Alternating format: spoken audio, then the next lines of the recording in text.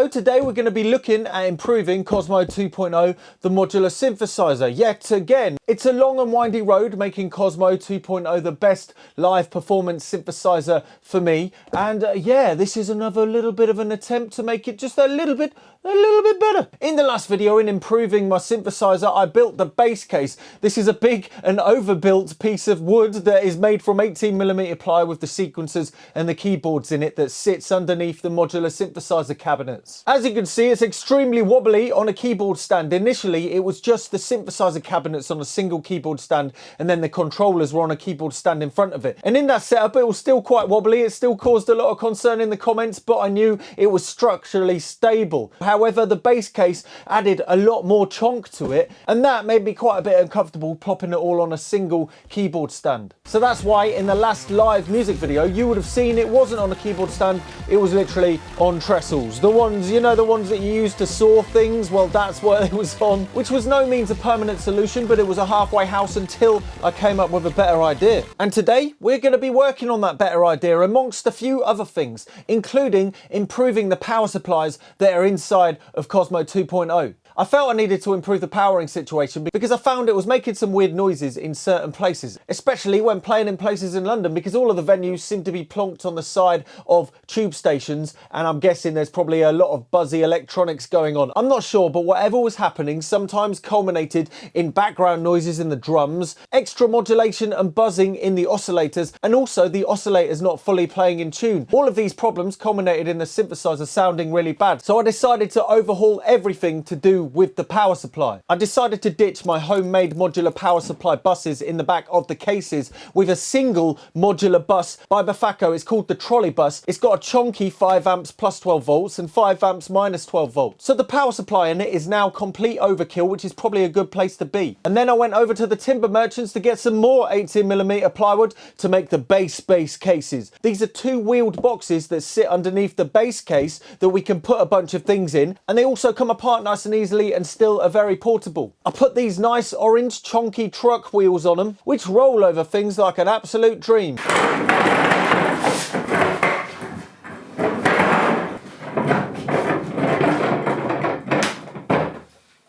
They also have brakes, which I forgot to put on when I was trying to put in the 19-inch rack stuff, which starts with this Furman power conditioner. This is another attempt at cleaning up the power supply before it goes into the modular synthesizer. How much this is going to improve things, I don't know, but it's worth a go, isn't it? If I wanted to go proper reliable with this setup, I wouldn't even go with trusting the power supplies in any of the venues. I would end up going with a couple of batteries in the back of the synthesizer. But the batteries are going to be a lot more heavier than the solution that we're going for, so let's just see how it goes. I then took the X32 and all of the other components out of the other road case and put them into it, so it removed another box from the whole package. The X32 rack is the mixer that I rely on for mixing all of the signals together to go out to the live mixing desk at the venue. It was then a case of transferring the synthesizer over to the bass cases, unwiring everything and taking all of the modules out of the bottom case as well to replace the power supply in the back of there too, with another chonky Bafako trolley bus. Adding these Bafako trolley buses is going to save a heck of a lot of weight because we can now remove the transformers for the power supplies out of the bass case. These all in all weighed about 10 kilograms, which made the bass case quite an unwieldy thing to carry around.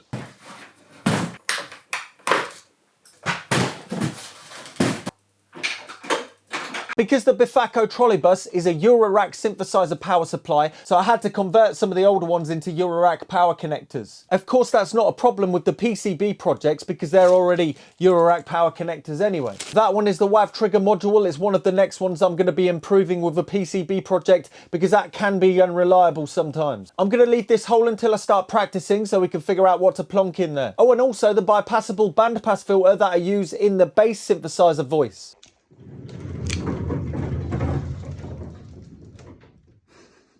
I've made the back of the bass cases removable in case I need to get into the back of them. And also, in this case, finishing off the wiring to all of the 19-inch rack modules. The 19-inch extension cable racks have got IEC plugs on the back, which then plug directly into the back of the power conditioner. And then a power conditioner connects to the kettle lead, which then connects to the back of the case. I had space left over in this case to add a single row of Cosmo format modules. I gave it a paint, popped in another Eurorack power supply bus and added a couple of Cosmo modules. I treated myself to some nice new patch cables and then started patching it back in like most of the other videos I've described of my patching. The overall patching design doesn't change much and I'll be describing it later on in the video, but the bottom case is mainly drum modules and all of the wires are basically coming from the MIDI to trigger module into the separate drum modules, and then the separate drum modules either go to an effect or it goes straight into the mixer. And then the top module is usually patched in as 3 separate synthesizer voices and a Furby. The next thing I needed to address was the problem I was having with playing a lot of the newer songs that I've been making over the last year or so.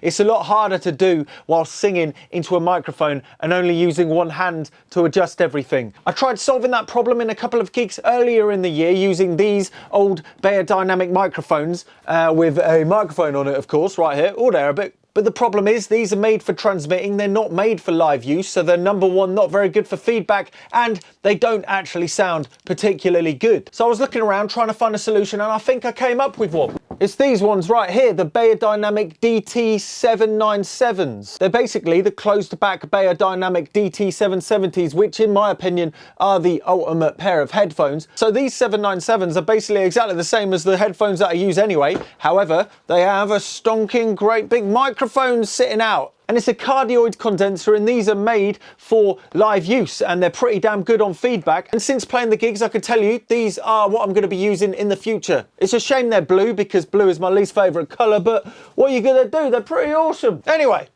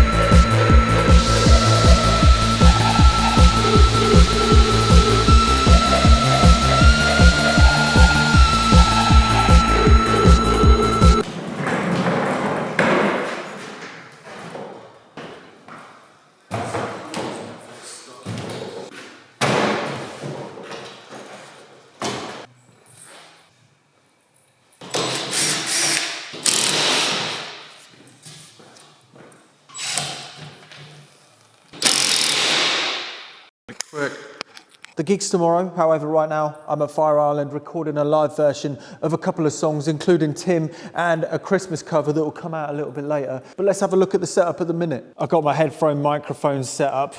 Oh yeah. Yeah. Ho ho ho. Oh yeah, I can hear myself. Can you hear me? So right down at the bottom here, we've got the power conditioner. We've got the X32 that is also recording this multi-track, so I can put this to the video after we talk. And then we got the wires that go over to here. Underneath this, we've got a radial voco loco, which means that I can send the vocals into effects pedals, guitar effects pedals. I haven't wired those in yet, but I will be for the gig. Over here is a bit of a setup I haven't finished quite yet. It's got the Game Boys and it's got a bunch of other modules, but I haven't really done anything with it, so I probably won't use these because I've already got too much to think about. I've got the Profix 600, which hopefully by the time the tour comes around won't be here in the setup anymore because I'll have finished the polyphonic module inside the Cosmo Modular Synth. It's not even coming out. It's not even working. Is it even plugged in? It's not even plugged in. It's not even... Yeah, it's plugged in. Bloody idiot. Right, so get that out of that effects pedal down. There's a reverb effects pedal underneath it, and then that plugs in to the X32, so it all gets mixed into everything else.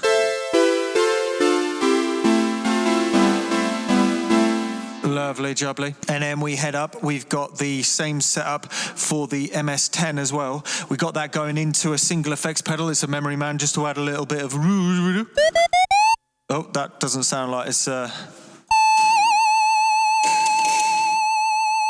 sound like it's even working. That's because I've got it in the wrong output. Oh, that's loud. With the sequencers, it's very much the same, but just a little bit more refined. We've got the drums, which isn't even coming out. Oh, we've also got a noise crescendo, which we can send off.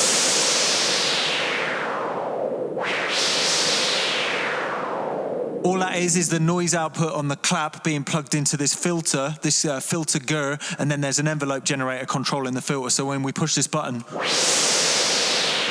you get a noise crescendo. Up here is the same as usual. We've got the bass line.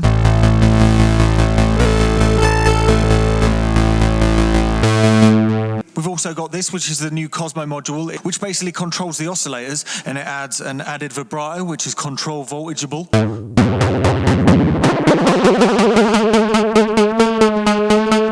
And a voltage controlled portamento.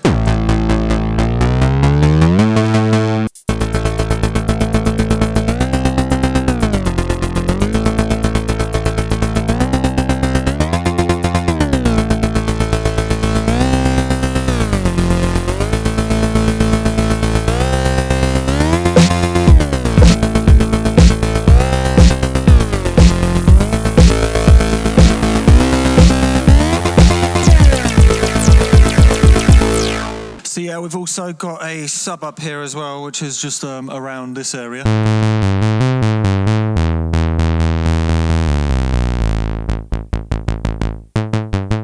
But this also goes a little bit high for an extra set of notes on the higher ones when we don't need a sub. But pretty simple there. And then over here there's another oscillator voice that is just another simple one. It's got around a braid so we can change the waveform.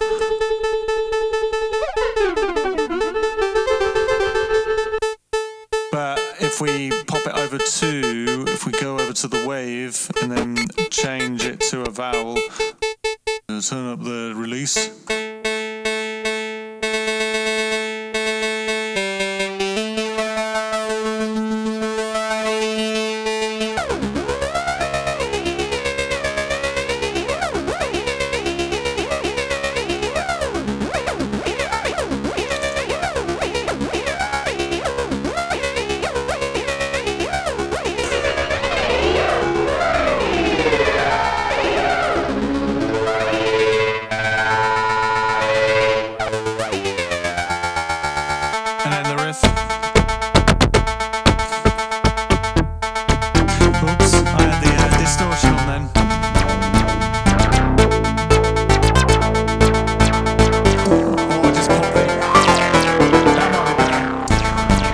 Finally, at the end, we've also got this Furby, which we can turn on whenever we desire. So we can have a Furby just talking in the background. So,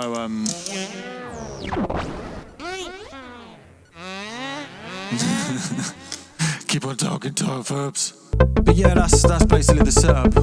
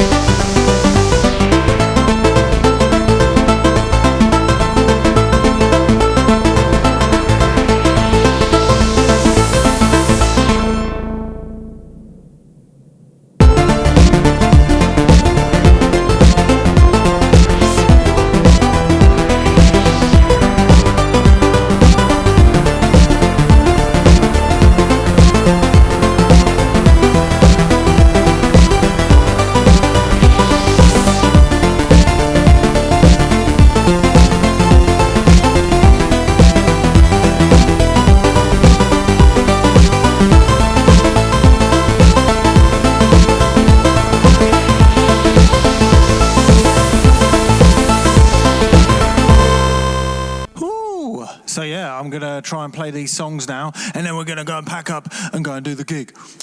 Right?